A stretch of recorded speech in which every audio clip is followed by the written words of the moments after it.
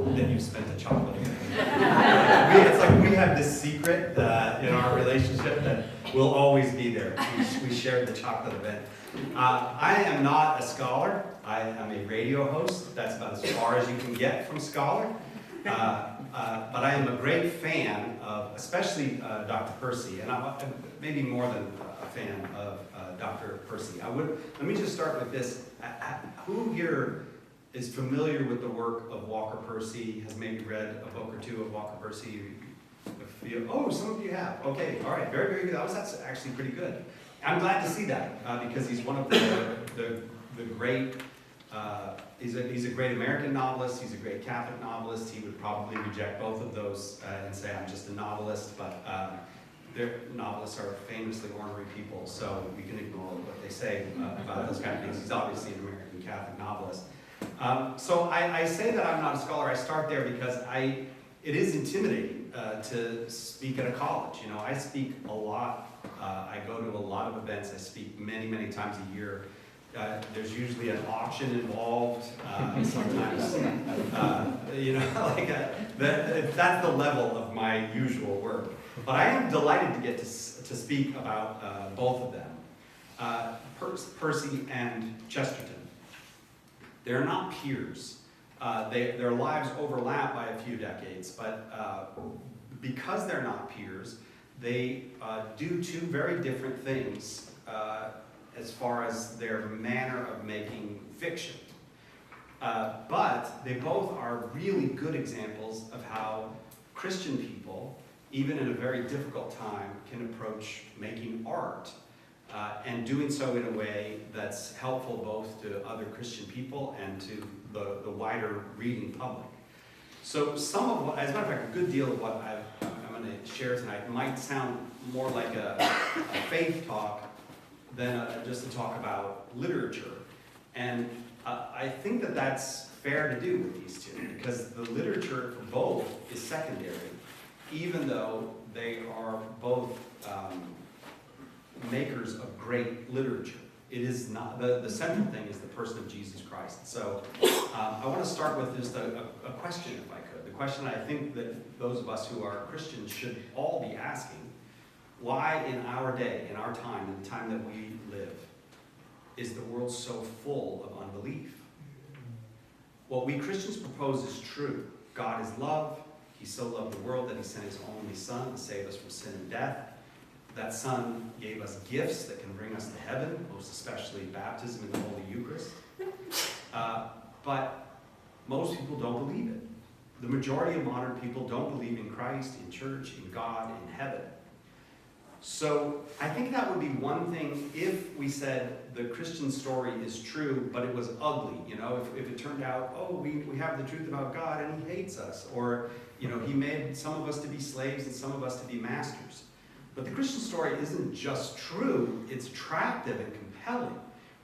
Even if you don't believe it's true, like, why would you not want it to be true? That God is love, that he's your loving Father, that you are called back into the household of God as we are.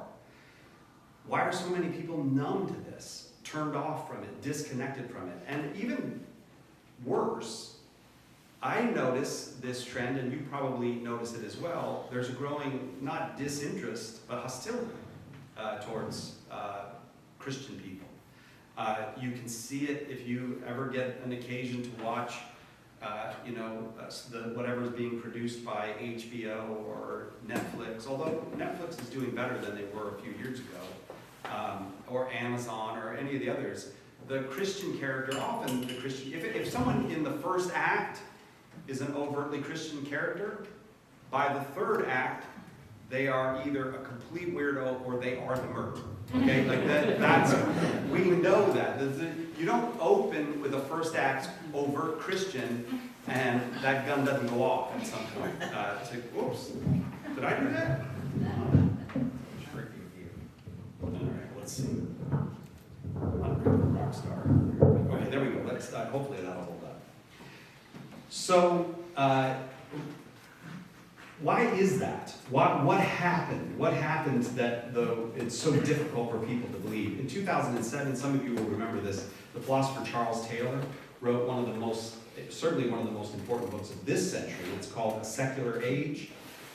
It's a difficult book. It's not an easy book. He's a philosopher. It might be easy for him or for other philosophers, but I found it a difficult read. But again, I'm a radio host, and in it he tried to describe how we ended up a secular age, and he opens the book with a question: why was it virtually impossible not to believe in God in, say, 1500 in our Western society, while in 2000, which is roughly the time he was publishing, many of us find this not only easy, but even inescapable? Certainly the choice of the year 1500 is important there, because in 1600, everybody still believed in God. There wasn't a loss of faith. So why did he choose 1500? And I do believe that there's a reason, of course, why he chose 1500, which is that shortly after that great year of 1500, there was a great shattering. Christendom was shattered. The Christian church was shattered, and the European continent was shattered. So it's a spiritual, economic, political, and military shattering of Christianity that happens in the 1500s.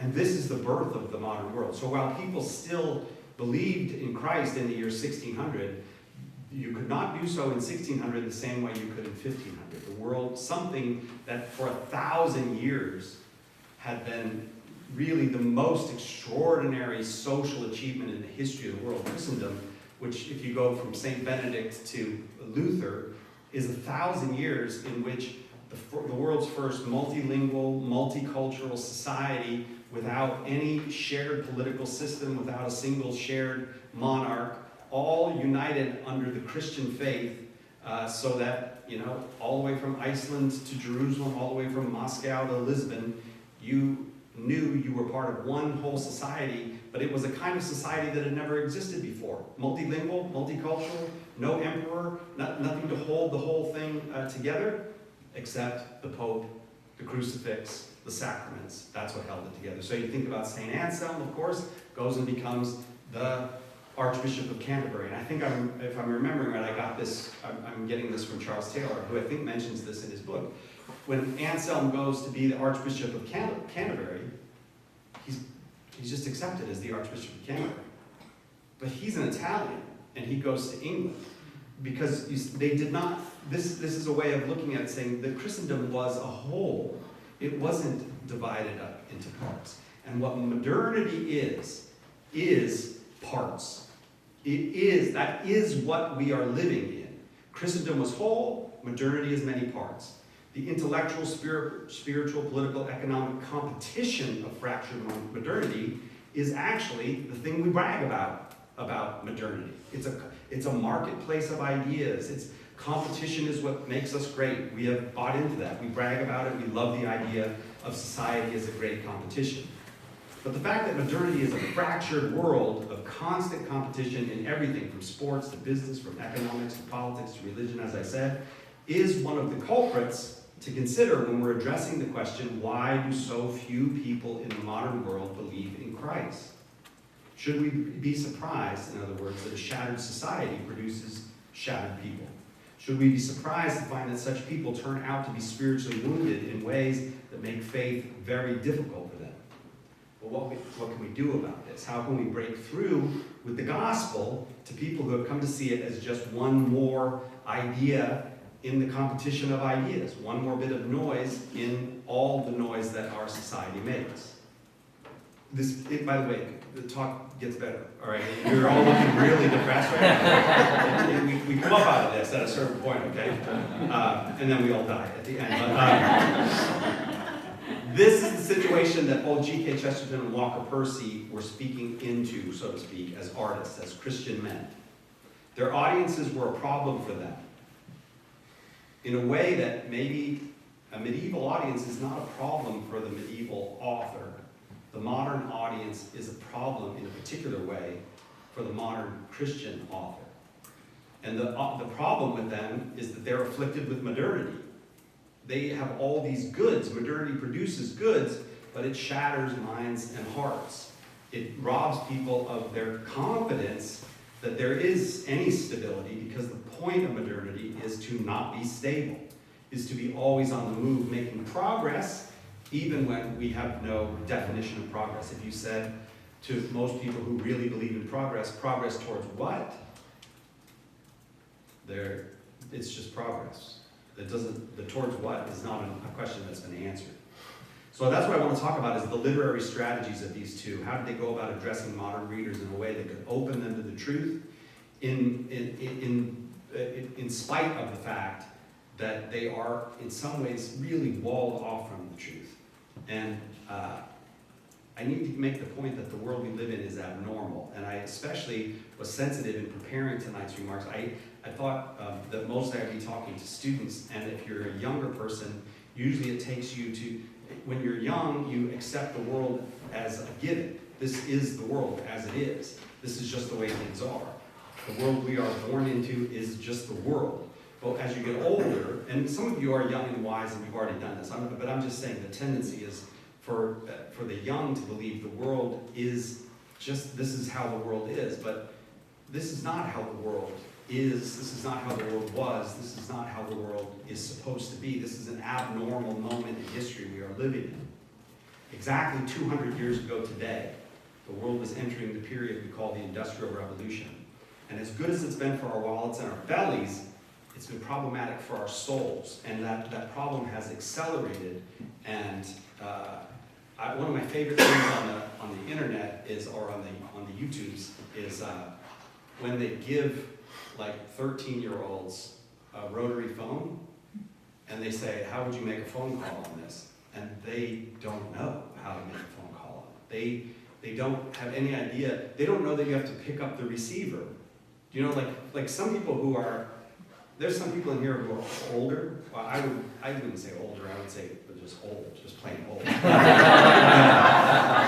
mean, why mince words, right? And you know we're old, okay? And you know when you pick up the receiver, you just know it. Well, the acceleration in the change of technology is so great that things that seem to us very recent seem to the young not just old, but ancient. And so I wanted to point out what before we get into Walker Percy and G.K. Chesterton, some of what I would call the spiritual consequences of industrialization.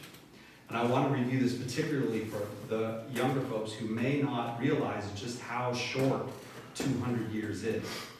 Before the 1820s, the world was one way. After the 1820s, it was a different way. And that means tens of thousands of years of human habits and history up to the 1820s that are completely altered by the 1850s, and people can't even remember them by the 1900s in many cases. So I want to get into that context a little bit. And to do that, let me ask you this question. Now we'll find out who's old. Who here has heard of a Harvey girl? Oh, you've heard of a Harvey girl. Okay, we've got two people who have heard. Anybody else heard of a Harvey girl? Yeah. You've heard of a Harvey girl? Okay, let me ask you, the people that have heard of a Harvey girl, are you Judy Garland fans? Yes. Yes, you're a Judy Garland fan. Okay, because Judy Garland made a movie about the Harvey girl. I think it's actually called The Harvey Girls. Now, is it called The Harvey? I'm so glad you're here to help me with this part. I'm going to tell you about Harvey girls. Okay, because this is recent history, but nobody remembers this recent history. The railroads started to cross everywhere in the world. Railroads, the mileage of railroads built in the 1900s is unbelievable, just unbelievable. I mean, the mileage of railroads today is probably a fifth or less of what it was in the year 1900.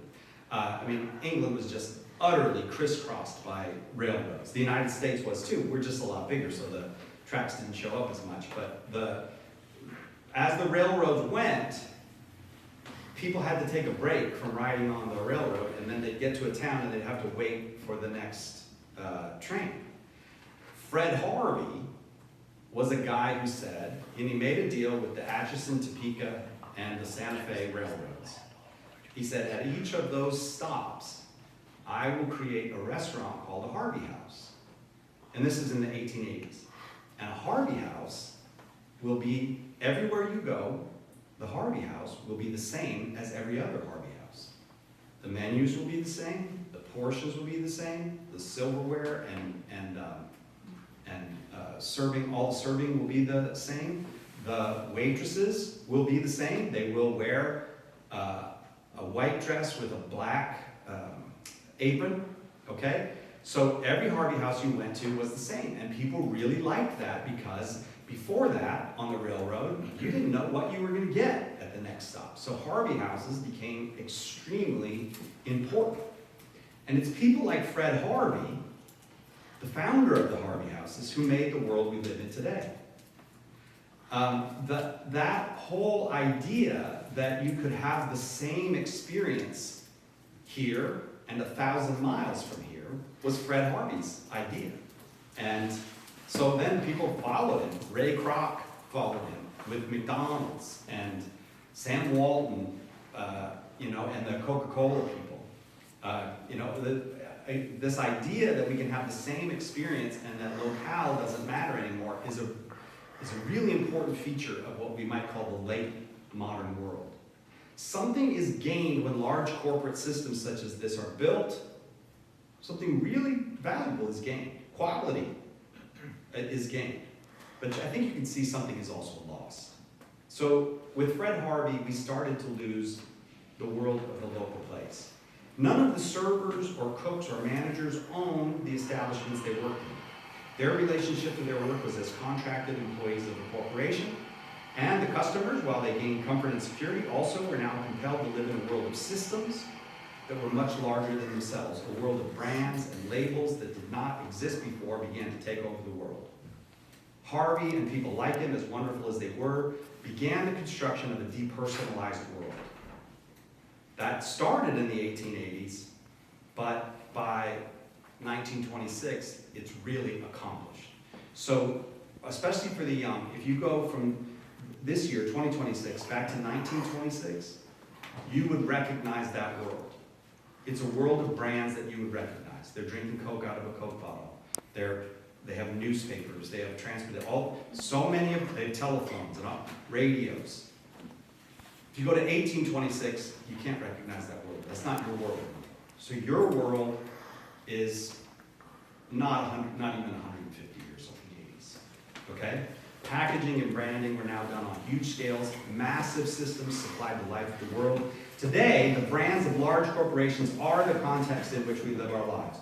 We judge people based on their feelings about Target or Walmart. In a weird way, the world we occupy, this world of brands, you could say, is that person a Target person or a Walmart person? Is that a Chick-fil-A person or a Starbucks person? Because a Walmart Chick-fil-A is a completely different person than a Target Starbucks. Do you see how our brands make us? There's an old saying about architecture, that we build the buildings and then the buildings build us. Okay? And this is true of modern business. Modern business became the maker of culture, became the maker of us. We are it in many, many, many, many, many ways. It's an artificial world in which business creates systems and brands and products, and those systems and brands and products make us. And soon, we will have the Fred Harvey or the Sam Walton of outer space. Some entrepreneur who meets the dining and shopping needs of all those Tesla owners who are about to shoot themselves off on rockets, okay? We think of going into space as freedom. If we go into space this way, you will have never seen slavery like you're about to see. The entire context of life, the air, the water, the jobs, the available mates, will be supplied to those spacefaring people by almost unimaginably large corporate systems. In your Nike spacesuit, you'll be breathing SpaceX air, eating your Subway sandwich from a Glad Wrap tube, and you will be entirely enclosed in systems designed, owned, and run by stockholders. That is what the world is becoming. So what does freedom and human dignity even mean when the context has moved from creatures in a natural world to individuals in a world of systems and brands? That's, I think, the question. And I think, let me get back to that first question I started with. When we think of modern atheism, we tend to think that atheism is the result of ideas, but I don't believe that is correct. We think that people like Karl Marx and Darwin and Freud and Hemingway, these are the progenitors of modern atheism. I don't think that that's correct. The Industrial Revolution made it harder to experience God, and this change in experience is what matters far more than the ideas. The ideas follow the experience. Think about Karl Marx. The 1850s is his big time, you know? That's 30 years into the Industrial Revolution. That's way after the city of Manchester in England had gone from a rural paradise to a city of smokestacks. The ideas follow the experience of being cut off from God. Atheism is an experience before it's an idea. People feel the absence of God long before thinkers start to put those feelings into manifestos. And the experience of modern atheism is, in large part, a consequence of the move from pre-industrial society into the industrial age. This is the experience that is most prominent in the formation of modern atheism, the experience of living life within a system rather than living life within the natural world. Just as the natural world speaks to us of God, so the system speaks to us of the absence of God. This is the world you were born into. In many ways, those of us who are older, we didn't take good care of you in that. We didn't explain to you that you were living in the moment of the greatest transition in the history of the world. Nobody knows how this experiment is going to turn out. It's a great story of success, the modern story, but it also is a great story of trauma and damage. Let me give you 5 ideas about that, and then I'll get into Percy and Chesterton, and things will start to look up. People in our world have to negotiate an endless number of systems in order to live. This can be a light burden, and for some people it can be fun who are really good at it. But if you're not young, if you're not capable, if you introduce frailty or instability, this modern world of systems is a tremendous burden on people. There are people who feel they cannot function in the modern world, and they're finding various ways to opt out of it. They probably feel that way because it's probably true in their case. People in our world lack adequate contact with the natural world. We have the air conditioning, we have the car with the windows up. What we don't have is direct experience. And so I know that young people have this phrase, touch grass. Now that, some of you are, often when I say young people, I mean people who are 40. Like a lot of times people are like, young people, what are you talking about? That was my parents who told me that. But it's this idea that you've got to touch the natural world. You've got to feel it. Well, we used to live in it. People didn't have to go look for it. We lived in it. And as the scripture tells us, day speaks of it to day, night to night carries the news, even though not a word is uttered. This is how people learned about God, by living in the context of his creation. The artificial environments we inhabit are often inhuman and out of our control. As my exhibit A for this, any of you been anytime recently to, what do they call it? To Heathrow Airport. Let's just go with that. Have any of you been to Heathrow Airport? Here's what Heathrow Airport is. It's hell. Because Heathrow Airport is like the center of world travel in many ways, right? Everybody flies, so nobody's just like strolling into Heathrow Airport. You've been 10 hours in a very uncomfortable seat, breathing, cycled air. You get into Heathrow Airport, it's very bright neon light, it's loud music. They are selling products where there's lights. There's just a light show, a video screen selling you liquor and chocolate. Like this is the main thing that the whole world needs. Chocolate, yes, but maybe, I don't know. And then they do the cruelest thing. This happened to me in Heathrow Airport, and I really felt that I understood why people choose to be a mass murderer at this moment. After 10 hours, after tired, the light show is going on. There's still no fresh air. There's no nice people. It's loud. I walked by a booth and somebody sprays me with cologne. I was like, I will now murder people. Like, that's going to be. We don't have any control over that. Who decided that Heathrow Airport should be this hell? Who turned our public spaces over to corporate monsters? Who profit is the only thing that you feel that you are worth in Heathrow Airport. You have been, as they say at Harvard, you have been entirely instrumentalized. I like that they use fancy words like that at Harvard. So people in our world are instrumentalized even by themselves, however. And this is another point. We don't believe we're worth anything unless we're producing something. And that has not always been the case. That was not the case in Christendom. One of the largest landowners in Christendom, by the High Middle Ages, the largest landowners in Christendom were communities of celibate men and women. We look on that as like it's some kind of corruption, but do you know what they did there? They took care of the sick and the poor. They welcomed it. If you had a member of the family who needed, special care, often the monastery was the place where that person got that special care. The monasteries were an extraordinary example of really humane societies. So it hasn't always been this way. All right, into this I want to get to a little bit about Dr. Percy. I got a master's degree in literature from the University of Massachusetts back in the days when their standards were extremely low. And I had to write, it's unbelievable. Well, it was that their standards were low, and also spell check had been invented like a year before I went there, and I don't think I'd have made it without that. But you had to write a thesis when you graduated. I wrote my thesis on Walker Percy. I was 32 at the time. I had 2 kids when I got my master's degree. I was together then as I am now. But I had fallen in love with Walker Percy about 10 years before, in my early 20s. And the question I tackled in my paper about Walker Percy was, why is it so hard for the Christian characters in Percy's novels to talk about the faith? Why do they seem to resist talking about the faith, even when they genuinely accept it? My answer then, and I still think I got it right now, 30 years later, is that Percy's characters don't think it will do any good to talk about the faith, because the words they would use, love and peace and Christ and the whole lot, have been completely evacuated of their meaning. It's hard to talk about the faith with people who have already categorized it.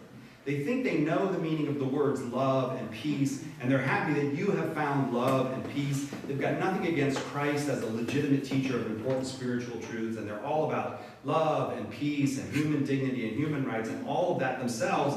Their attitude about your Christianity is essentially an easygoing good for you. In other words, they have completely discounted the Christian story. They put it into the category of religion or life-affirming traditions or something, and it is so safely stored in that category for them that they can't experience it. If you speak of the faith with them, they merely put you into a category, file you away, and go on with their modern ideas about human dignity or whatever. Now, there's nothing wrong with human dignity. So why would I imply that there's something wrong with this modernist, secular use of the phrase human dignity? For Percy, there's 2 signs of what's wrong with the use of the words, of these fancy, nice words like human dignity in the modern world. And above all else, the 2 signs that you can see that point to the fact that these words are no longer conveying any meaning are the fact of euthanasia and abortion. He was fond of quoting Mother Teresa in interviews when she said something to the effect that if a mother can kill her child, then I can kill you and you can kill me. What's the difference? Mother Teresa was bad. I can't say the other word. Without a living experience of the mystery, we even put God into a category. And everything that we put into a category is lower than us. It becomes an object. If it's in a category, it's an object. And maybe religion and God and human dignity, they're objects that we like, but they're now below us because we put them in a category. They are not above us. They don't have any authority over us. Thus, even God is not strong enough in the modern world to keep us from killing our children.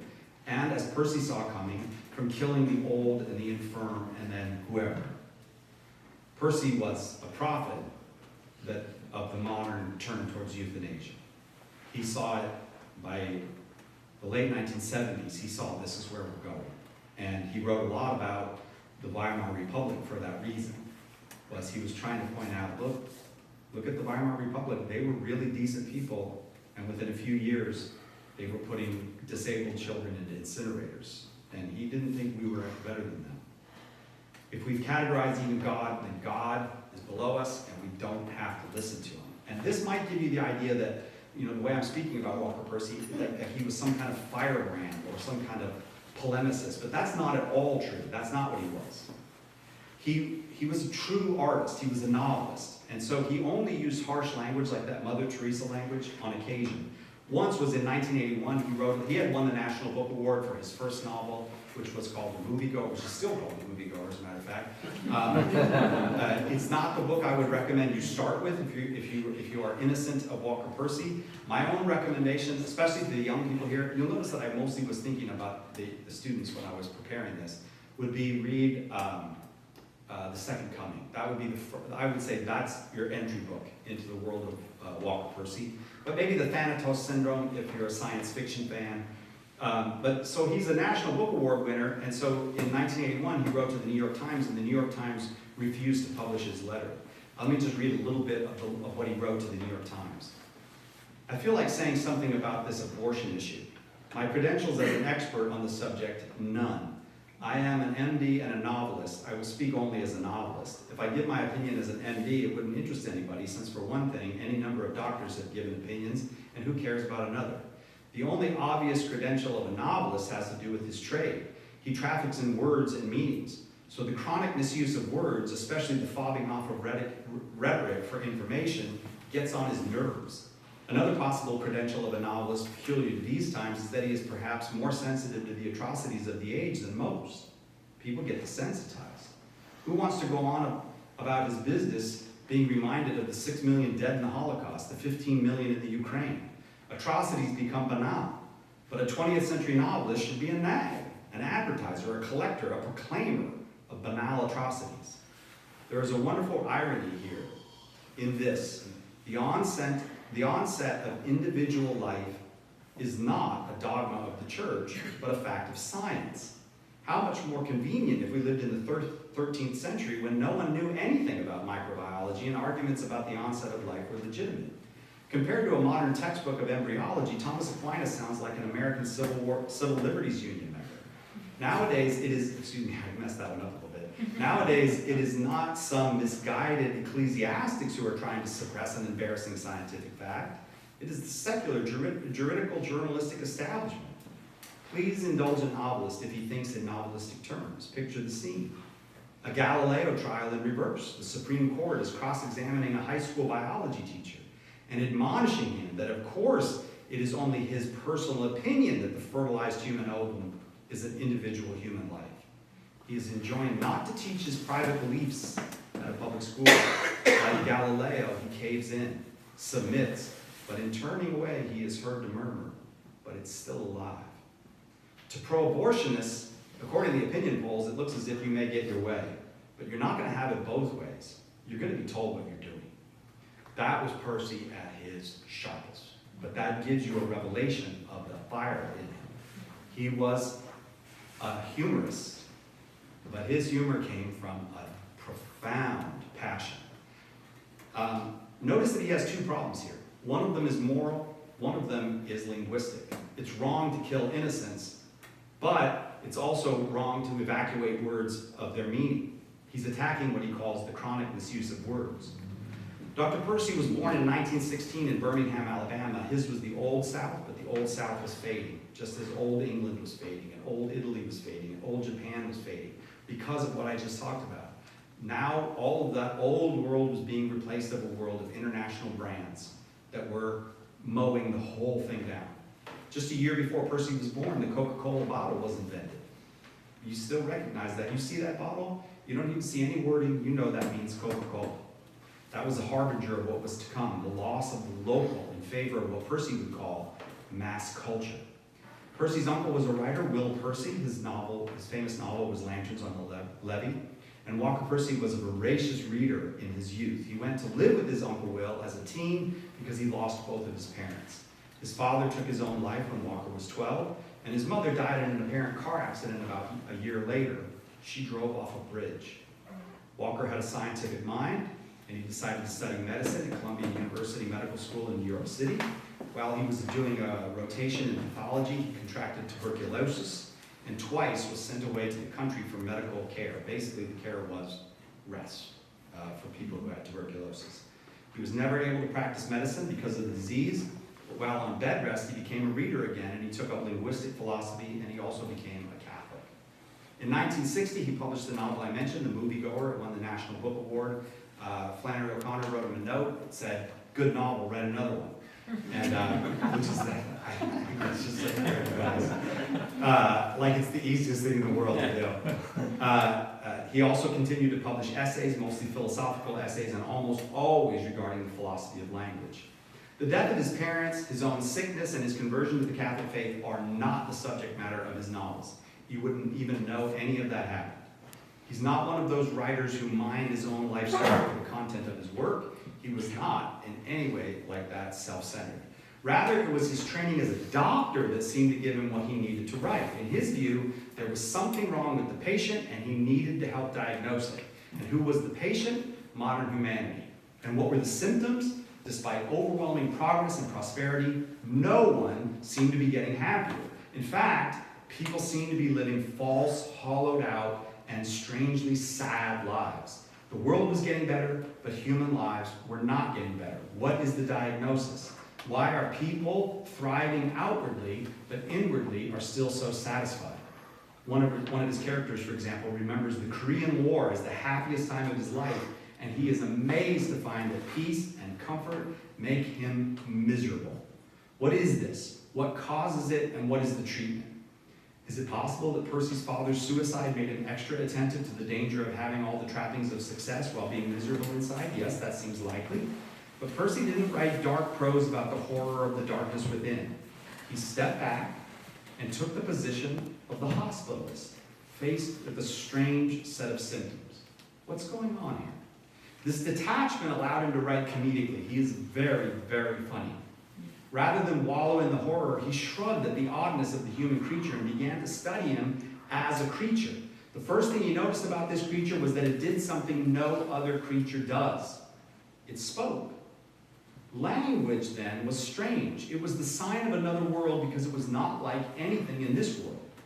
Like all of us, Percy thought the modern world lacked a proper understanding of man as man. He felt that advancements in the study of biological and psychological and political matters had left people with the impression that they were learning about themselves, while in fact they were growing farther and farther from themselves as persons, as mysteries. What set Percy apart, I think, in my view, was not this insight. We're all familiar with the Christian complaint that modernity lacks a proper anthropology. Rather, what set Percy apart was his insight that things might be put back into their proper place and put back on a truly scientific basis if humanity could undertake an honest study of language. To speak, to be linguistic creatures, is to be unlike everything else in the known universe. Why are we not more amazed by this? Why do we not study language as the very key to everything, as the sign that points us towards realities that modern science and laboratory science and social science can't reach? He was not calling for a diminishment of science, but an expansion of science. If we could be honest with ourselves about the utter strangeness of language in an otherwise wordless world, then we could begin to investigate ourselves not merely as animals in environment, but as strangers in a strange land. The nature of language for Percy was that it was unlike anything else. Thus, man is unlike anything else. So what is he? What does language have to do with his problems? Is the reality behind his linguistic ability also the reason that man alone, among all the creatures, can have all of his needs met and still be unhappy? It's as simple as that. Percy just wanted to get the bored, sad, and lost modern person to consider himself as an alien in this world and to start to take an interest in himself not as a patient or a student or a worker or a consumer, but as a self. If he could get you to do this, maybe he could bring you back to health. He's a doctor, after all. I discovered Dr. Percy when someone gave me his brilliant little nonfiction book called Lost in the Cosmos, the last self-help book. Carl Sagan in the 70s had a TV show called Cosmos, and Percy is merciless in his mocking of Carl Sagan. I just called him Carl Satan. I didn't mean to. There's just a kind of intellectual kind of, isn't the universe great, that looks out but refuses to look in, that Percy found unbearable in Carl Sagan. So I thought in the 1980s, and I still think this is true, Percy was saying the most important things anyone in the world was saying, and he was saying them brilliantly and hilariously. I could not stop reading him. I got my hands on everything I could. I'm going to read to you the first few pages of his book, Lost in the Cosmos. And it's going to take a minute, but I don't think you will regret that I did it, because it shows Percy, I think, it's just Percy. I don't know how else to describe it. This is Walker Percy, all right? And so, you get a book like Mary Shelley's Frankenstein. The actual title of Mary Shelley's Frankenstein is not Frankenstein. It's Frankenstein, or the Modern Prometheus. And it's that or from Victorian literature that Percy is making fun of here. He gives the title of his book, and then he says or, and then he does it again and again and again to just hilarious effect, I think. So this is Percy opening his book, Lost in the Cosmos, by giving you the title of the book, Lost in the Cosmos, which takes him about 2 or 3 pages to get out. Lost in the Cosmos, the last self-help book, or The Strange Case of the Self, yourself, the ghost which haunts the cosmos, or How You Can Survive the Cosmos, about which you know more and more while knowing less and less about yourself, this despite 10,000 self-help books, 100,000 psychotherapists, and 100 million fundamentalist Christians. Or why it is that of all the billions and billions of strange objects in the cosmos, novas, quasars, pulsars, black holes, you are beyond doubt the strangest. Or why is it possible to learn more in 10 minutes about the Crab Nebula in Taurus, which is 6,000 light years away, than you presently know about yourself, even though you've been stuck with yourself all your life? Or, how is it possible for the man who designed Voyager 19, which arrived at Titania, a satellite of Uranus, 3 seconds off schedule and 100 yards off course after a flight of 6 years, to be one of the most screwed up creatures in California or the cosmos? Plus, a 20-question quiz which will not help you become rich or more assertive or more creative or make love better, but which may, though it probably won't, considering how useless self-help books generally are, help you discover who you are not, and even, an outside chance, who you are. Plus, a preliminary short quiz you can take standing in a bookstore, and which will allow you to determine whether you need to buy this book and proceed to the 20 questions. Plus, a short history of the cosmos, including a semiotic theory of the self, which explains why it is that man is the only alien creature, as far as we know, in the entire cosmos. Plus, a space odyssey, which gives an account of what can happen to an earthling astronaut if there is somebody out there, and what can happen if there is no one out there. That is the title. That's the official title of Lost in the Cosmos. All right, that's just Percy, okay? And the thing about him is, he can tease opening the book that way, but if you read the book, he pays it off. It's just brilliant. Now, some of you who are not as old as me, you probably won't remember MASH or, what's Marlo Thomas's husband called? What's his name? Ian Thomas. What? No, that's her dad. Dad. Her Husband? Phil Donahue. Yeah. Phil Donahue is all over that book. And so I just need to explain who Phil Donahue is. Phil Donahue is Joe Rogan when there was only TV, okay? But Percy would have a great time with Joe Rogan too, I'm sure. An interviewer at Crisis Magazine once asked Percy about the humor in his work. Your work often makes one think of Chesterton. Both of you make so much use of paradox and comedy. Why do authors with Christian concerns use paradox and comedy? Percy replies, Kierkegaard said that the comic is of the same essence as the religious. Even though they appear to be bipolar, one springs from the other. Only a true believer can see how funny it all is.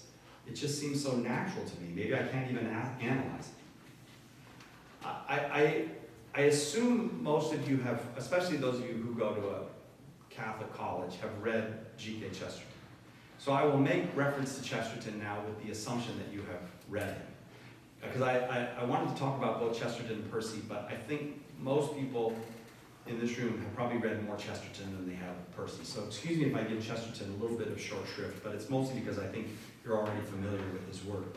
Chesterton and Percy were both serious Catholic men and great comedic writers. They were also quite distinct, and I suspect that the dividing line between them is, in fact, the great dividing line of the 20th century, which is the Second World War.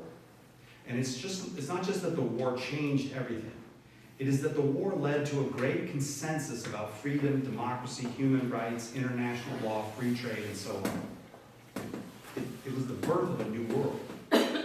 It wasn't just that the war happened, that it was terrible, but that the victor was the United States. And not just the United States, but a particular version of the United States that we could identify with the city of Detroit. It was American technical and industrial power that had won the war. And it was American technical and industrial power that would set the terms of the peace that followed.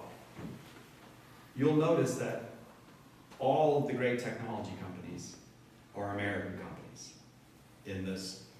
This has been the case since 1945. America won the war and took control of the world and said, what the modern world is going to be is a world of high technology. It was a choice. It's not an inevitability of history. It was a choice. We won the war. We got to say what the peace was going to be like. And the peace is, well, what we have now, ChatGPT and all the other things that we have. This is the world that Percy wrote for. Chesterton's career, when we look back on it, was in what we might call the run-up to the Second World War. So if Percy was in the aftermath of the war and the triumph of this mass culture that was controlled by American commercial interests, the wiping out of local identity and all of that, international brands and all of that, for Chesterton, it was before all of that, it was clear that all of that was going to win. That wasn't clear for Chesterton. So Chesterton's themes are more nakedly intellectual than Percy's, because Chesterton lived in a time where the world was having a great conversation about communism, fascism, capitalism, about nationalism or internationalism, about whether God exists or God doesn't exist. It was a great conversation that if you could probably go from the period of about the Crimean War until the end of the Great Depression. This is Chesterton's time, and he enters that conversation with big ideas. And so he's able to do an intellectual thing because he's in a society that is engaged in a great intellectual fight. And how is it waging that war? In print. And so the written word is very, very powerful in Chesterton's time. Chesterton, a great maker of the written word, uses that tool to enter a conversation. For Percy, the conversation is over. Chesterton was having an argument with modernity that really could not have worked for Walker Percy. Chesterton lived in the time of words. Percy lived in the time of images, and it's very hard to argue with images. Pope Paul VI noticed this in 1975. He wrote what I think is one of the greatest papal letters ever written, Evangelii Nunciandi. I hope you'll all go home and read it. But in it, he said, let's see, where's my quote from here? Pope Paul VI called our time, this is a time of images and of the media. Okay? And I think Paul VI, right there in 1975, was exactly noting what had happened. After 1950, we became a television society. It's not good how we became a television society. We had the destruction of Hiroshima and Nagasaki. We had the revelation that came out about the Holocaust. We had just lost tens of millions of people in a terrible war. And instead of dealing with the trauma of all of that, we turned on I Love Lucy and basically went to sleep. Okay? This is a problem. We are now 100 years past some of those decisions, but certainly 70 or 80 years past the bulk of those decisions, where we chose to be a society that just turned on the TV. And now, I don't know, like in my pockets, I think I have a couple of TVs right now. Like they're everywhere. I remember the day I was mad when I was putting gas in my car and a TV came on the pump. Do you remember the first day that a TV came on the pump? I was like, really? And then I watched, because it's hard not to be caught up in those images. But how do you write literature for a society that's not reading anymore. That's that society of the image. We went from newspapers egging us on into war to cable TV egging us on into war. Let's just let that settle in for a minute. It's the same thing. We get war either way, but once it was William Randolph Hearst, and now it's whoever the latest anchor is. We can compare Chesterton and Percy in that they are modern writers writing to a modern, alienated, depersonalized world, trying to communicate the gospel. But Chesterton had an advantage, and so it's more obvious what Chesterton does and it's a little more fun if you're a Christian already, because he doesn't have to convince you of as much as what Walker Percy has to convince you of. Percy's like a guy going like this: pay attention, wake up. And he just can't get people to wake up. Even Flannery O'Connor was old-fashioned compared to Percy. Hers was the old haunted South, that's what Percy called it. His was the world of Texaco stations, TV networks, Disney vacations. How do you argue with a world that is in triumph, that has defeated the Nazis, created the UN, and now openly talks about human rights and the dignity of man and all these lofty things? How can you argue with a world that has turned itself over at the same time to the makers of international brands and now lives quite comfortably? It's almost as if we made an intellectual decision that all the hard choices have been made. I refer you now to the UN. I will turn on the TV and watch it while I eat my Swanson's TV dinner. Percy's solution was to be sneaky. His characters barely talk about the faith and don't do a very good job of living it. They might be the characters in a John Updike or a John Cheever novel, except that something has happened to them. They've noticed that now that the world is at peace and filled with good things, they're bored and sad and have no idea what they're supposed to do. One thinks of the highly plotted Father Brown stories of G.K. Chesterton and compares them to Walker Percy's novels and see they are a completely different kind of literature. Percy specifically said there was no plot to his novels. His novels were about a person in a predicament. He just said, here's this person. He just noticed that his life is a mystery and nobody around him knows that their life is a mystery. Let's see what happens. And that's his novel. That's what he writes. His idea as a novelist was to take a character who's utterly alienated, maybe even in despair, and then have them notice a tree or a cloud or a memory or an old feeling and begin on a search for meaning. They're wonderful books. They really are wonderful books. The people in them are ordinary, but they have a secret. They've noticed that the world is mysterious, and they've set out to find out what the mystery is all about. Some of them succeed, some of them fail. If Chesterton is conspiring with the reader to laugh out loud at the absurdities of modern life, Percy's more winking at the reader as if to say, do you see it? Do you see the absurdity? I do too. Let's see what we can find. Let's take a journey together and see what we can find. I took that journey with Walker Percy in my 20s, and it absolutely transformed my life. If the themes of Chesterton that we love so much appeal to our intellect, to the joy of reasoning, then the themes we find in Percy do something much lower.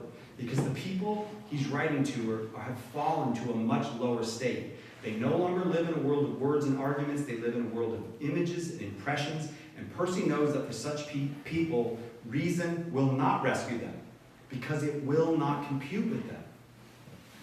For such people, what is needed is a nudge, a little inside joke, in the hope that they'll get it, that they'll wake up, that they'll want to come along on the search with them. I don't want to suggest two need to divide. I was a little more than a year ago reading, I was struck reading Chesterton's biography of St. Francis.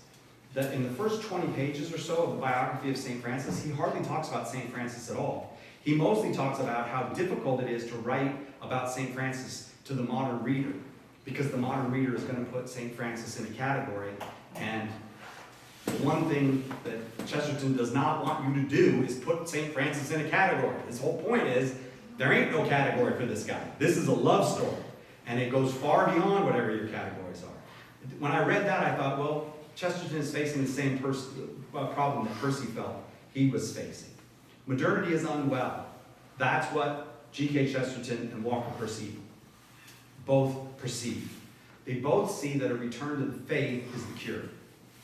And they both see that their audience is a problem. It's very hard to get this audience to pay attention to the faith. Percy uses a phrase throughout his writing that I want to reflect on, and then I will be done. In the 5th chapter of Luke's Gospel, Jesus tells the parable of the prodigal son. This parable is one of the greatest works of literature in the world.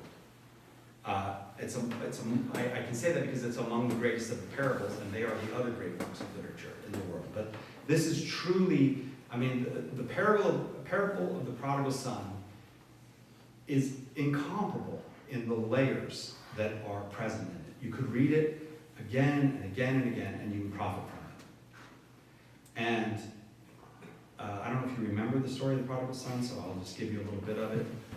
I know some of you are Catholic, may not have read the Bible. A key element. Here's the deal. A key element of the story is the son leaves. He turns his back on his father. Then he turns around and comes back to his father. I want to talk about the prodigal son because this is the problem that Percy and Chesterton are dealing with. The world was Christian.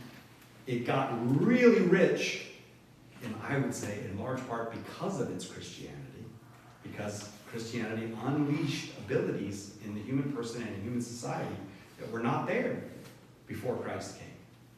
And then the world turned its back on the Father who had given all these goods and decided we can do this without you.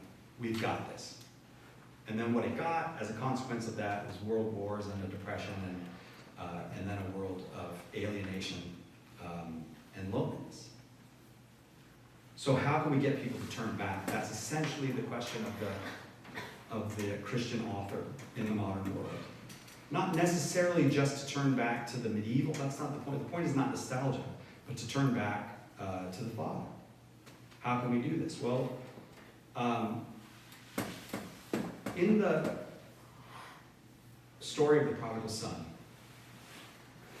there's 4 words on which the whole story turns. I think in Greek it's 3 words, but in English it's 4 words. And if you go, I can't read Greek, but you can always look at an interlinear, and it's striking. This is actually a good translation of the Greek.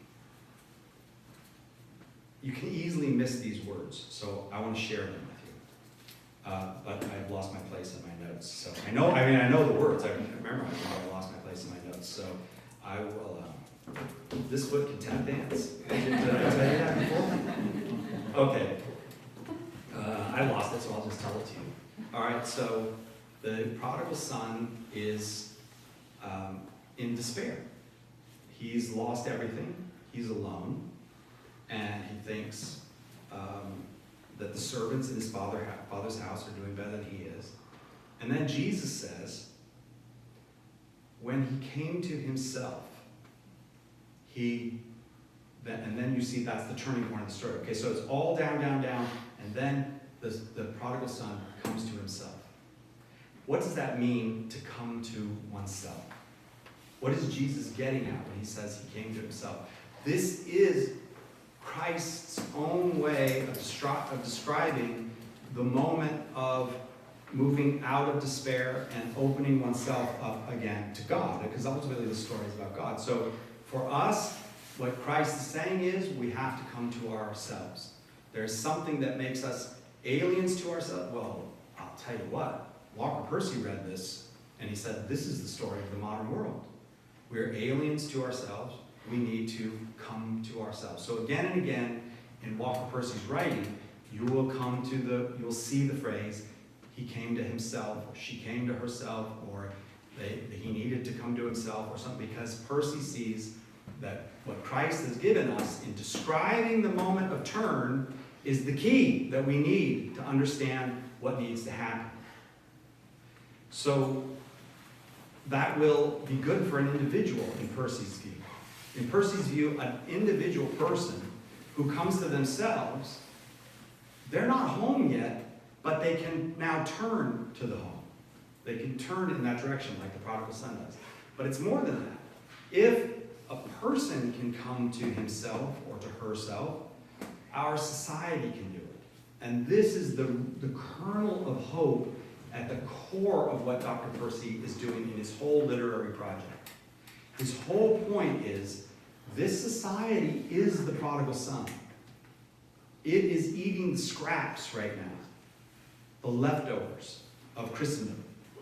It's going on, but if it comes to itself, everything can change. So the job of the Christian artist is to help the person and the culture come to themselves. Like the prodigal son, the modern world turned away.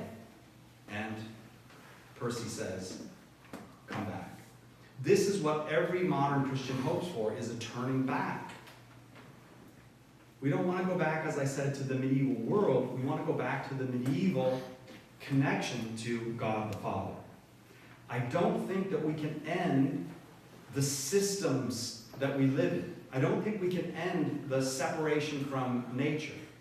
What we can do is reach individual people with the invitation to come to themselves so that they will begin to be open. And I do think that this is happening. We see it happening. We see young people who are, their parents were not Christian. Their grandparents were Christian but stopped being Christian. You see, so we're now on we're third generation here of the de-Christianizing movement, and they're going, but I want something.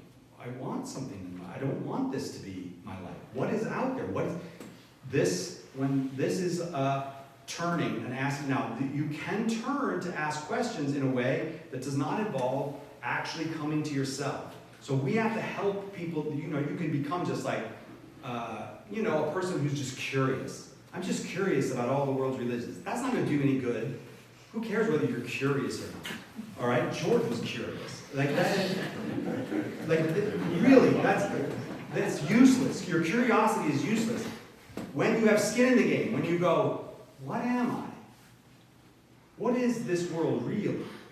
What is this mystery that I find myself in? What am I doing when I'm talking to other people? Now I know a lot of you are like, that dude that smokes some marijuana is like, no. These are real questions that have real value.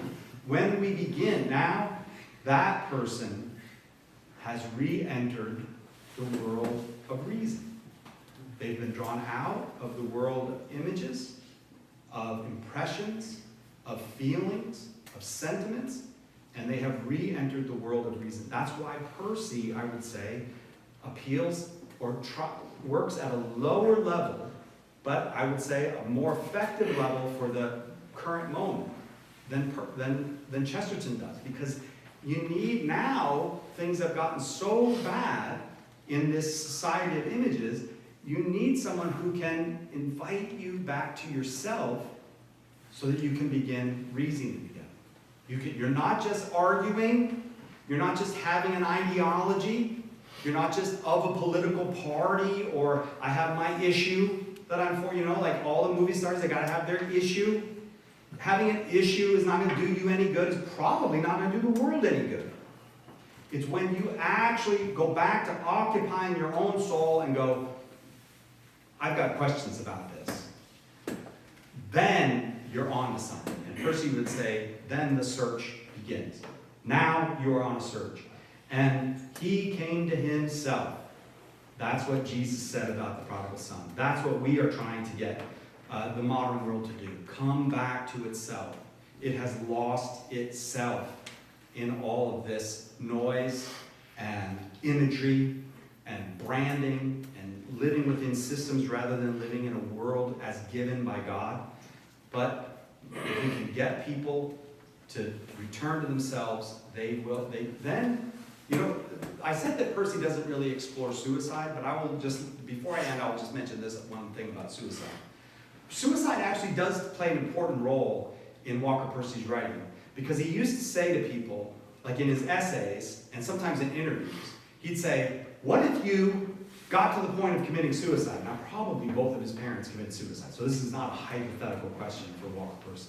What if you got to the point of committing suicide, got right up to the moment, and then didn't do it? Instead, you put the gun down and you said, who am I? What's going on here? What's happening? He said, then you'd be an ex-suicide. And he wanted the world to be made up of people who were ex-suicides. That is, people who, they got to the point where none of this mattered anymore. They were ready to leave, but instead of leaving, they said, what's going on? Started asking questions, started exploring, started looking. That was Percy's dream, and I think the image of the ex-suicide is helpful to the understanding what he was trying to get at. And that's what he's trying to do in his fiction. He's trying to get us to experience in his characters this coming to themselves so that maybe that can happen in us. For Walker Percy, the phrase coming to themselves really means a great deal. And I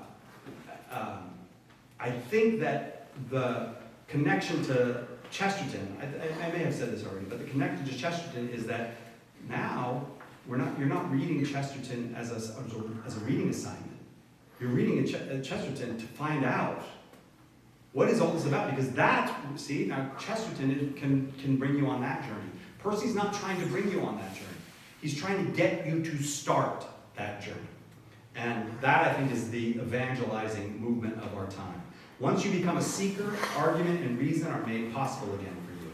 Such a person might discover Chesterton's orthodoxy or the everlasting man and truly, really, in a personal way, benefit from it. If you can do that, you don't know what might happen. The seeker might not want suicide anymore, but might want real and true and full life. I think Chesterton and Percy saw that it was possible to live among the systems of the modern world without being embedded in them. What one discovered when one discovered Christianity for both of these men was freedom.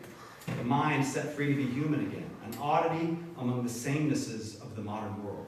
And if an individual could do it, if an individual could come to himself or herself, then the whole human family could. Maybe we can all come to ourselves. We could begin no longer merely to be shining materialists, always gaining a better and better understanding of physics and chemistry and biology, while we don't know anything about ourselves. Ultimately, Percy believed in the search. I would submit to you that was because he was Catholic. He knew that those who seek find, those who ask get answers. If he could just nudge people towards the search, they would find what their hearts desired. If he could just get people to ask the questions, real questions that came from themselves, not manufactured questions that came from whatever their website or their favorite podcast is, but the real questions that arose out of them coming to themselves. This is the Walker Percy I fell in love with in my early 20s. A man who invited me to look at language, to consider the weirdness of it in a world that is otherwise ruled entirely by causes and effects. I followed his breadcrumbs, and that's what he was doing, just leaving breadcrumbs for us. All the way out of the trap of modern scientism and modern alienation from the self. I don't believe I could ever thank him, and I know there are thousands of people in this world who feel the same way about Walker Percy. He could have been just another great novelist. He probably could have sold more novels if he wasn't so obsessed with this Christian thing. But that's not what he was. He wasn't a man of this world. He was a man for Christ, and he was a great, great artist. When the young man came to himself, I'm quoting Jesus now, he said, "How many of my father's servants have bread enough and to spare? But I perish here with hunger. I will arise and go to the house of my Father." That's what the Christian artist is for.